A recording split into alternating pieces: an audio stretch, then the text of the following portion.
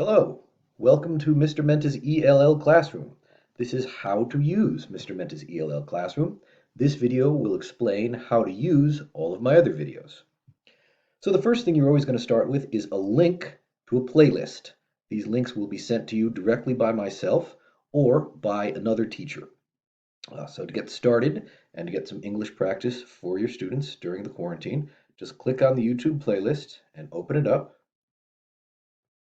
just like you would any other link.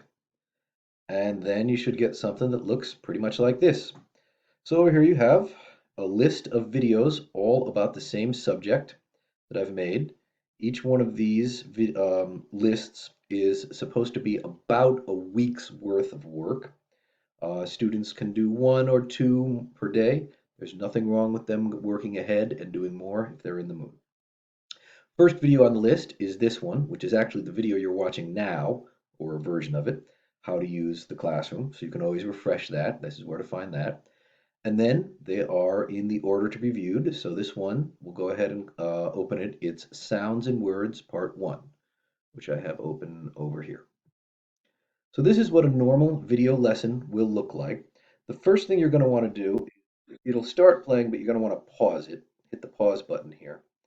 And then scroll down over here to the description, okay? The description over here will look like this. If you don't have it, the full description, you want to make sure you click over here on the Show More button. It's very important. Make sure you click on the Show More button so you can see all of the things in this description because there's several important links in there, okay? Once you open that, here is the materials, the support materials for you to use during the lesson. First, at the top, if there is a previous lesson that this lesson builds off of, I include the link to that other lesson. So, if this turns out to be a particularly difficult lesson for your student, there is help available. Just go back and watch the lesson before it, which laid out some of the concepts that we are using. All of my lessons build on one another. They're like a ladder or a stairway. Each step leads to the next step. I designed them with a very specific movement in mind. All right, so that's the first thing. Then there's usually one, two, maybe three more links to click on here that are activities. So down here, next section, I'll just go ahead and click on one of them. It says, before you watch this video, print these activities. So I'll open this here. And this link is to an activity sheet that you can print off, which your student will fill out as they watch the video at a specific point in the video. So it is better if you have access to a printer so you can print these at your house. However, if you don't have access to a printer, your student can still complete the lesson. Just pull up these sheets on their computer or tablet so they can read them and have them write the answer on a separate sheet of paper with a pen or pencil. Okay. So when you are preparing to take a lesson, you'll usually want to print things. Sometimes I'll have things that you don't need to print, that you only need to pull up on the lesson. So once you get those printed up or pulled out so you can read them, depending on what it is, then go back, hit play, and watch the video.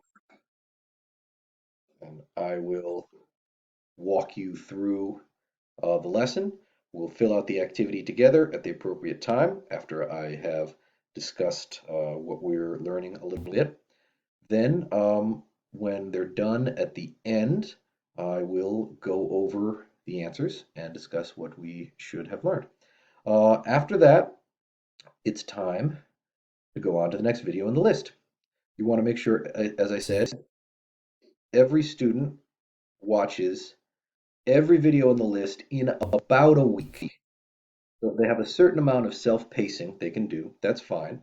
But you do want to make sure that Monday through Friday, they set aside a little time to work on their English every day. That is my recommendation to get the maximum value out of these lessons.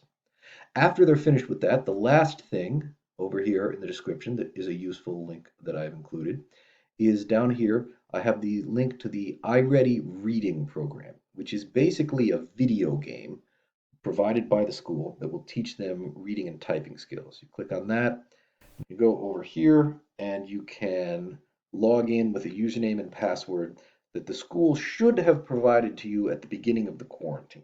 If you're not sure what your username or password is, contact me and I will help you get set up. If you want extra work for your students on top of the YouTube videos I prepared, I recommend this as a very useful resource. Then, the last thing you'll see here is my email address. If you have any questions for me at all, need help with iReady, or anything else I can do to assist you during this time, please email me. I love to hear from people. I think that's it. All right, that's Mr. Menta's ELL classroom. Let's get started.